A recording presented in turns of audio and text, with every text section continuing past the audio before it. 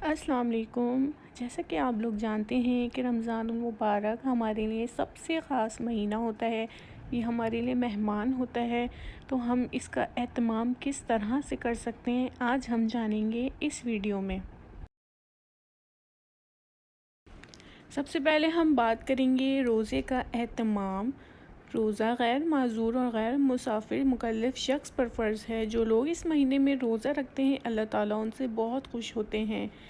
اس کے بعد ہم کریں گے نماز کی پابندی۔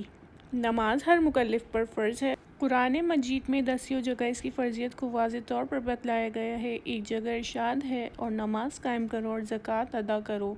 زکوٰۃ کی ادائیگی نماز کی طرح زکوٰۃ بھی فرض ہے، البتہ اس کے لیے شریعت نے ایک نصاب متعین کر رکھا ہے۔ چنانچہ جس کے پاس 52.5 تولہ چاندی یا اس کے برابر مال ہو اور اس پر سال گزر جائے تو ایسے شخص پر زکوٰۃ فرض ہے۔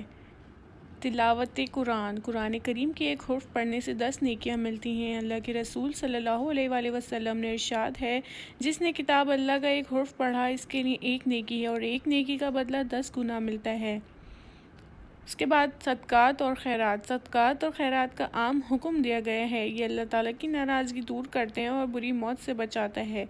ذکر و اذکار۔ ذکر سے دل کو اطمینان حاصل ہوتا ہے۔ 11 مہینے فکر و معاش میں جو بے اطمینانی رہتی ہے وہ ڈھکی چھپی بات نہیں۔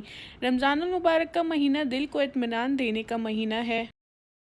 نوافل کی کثرت۔ نوافل فرائض میں کمی کوتاہی کی تلافی کرتے ہیں۔ عام دنوں میں بھی اس کا اہتمام کرنا چاہیے۔ رمضان المبارک میں اس کا خاص اہتمام اس لیے کرنا چاہیے کہ اس میں نوافل کا ثواب عام دنوں کے فرائض کے برابر ہوتا ہے۔ اعتکاف۔ رمضان المبارک کے آخری عشرے میں اعتکاف کرنا چاہیے۔ یہ سنت موقدہ علی الکفایہ ہے۔ اگر محلے کی مسجد میں کوئی بھی شخص اعتکاف نہ کرے تو سارے محلے والے گنہگار ہوں گے۔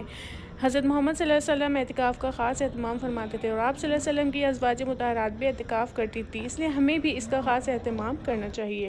شب قدر کی تلاش۔ رمضان المبارک کے آخری عشرے میں ایک رات ایسی ہے، اگر کوئی اس رات عبادت کر لے تو اسے 1000 مہینوں عبادت کرنے کا ثواب ملے گا۔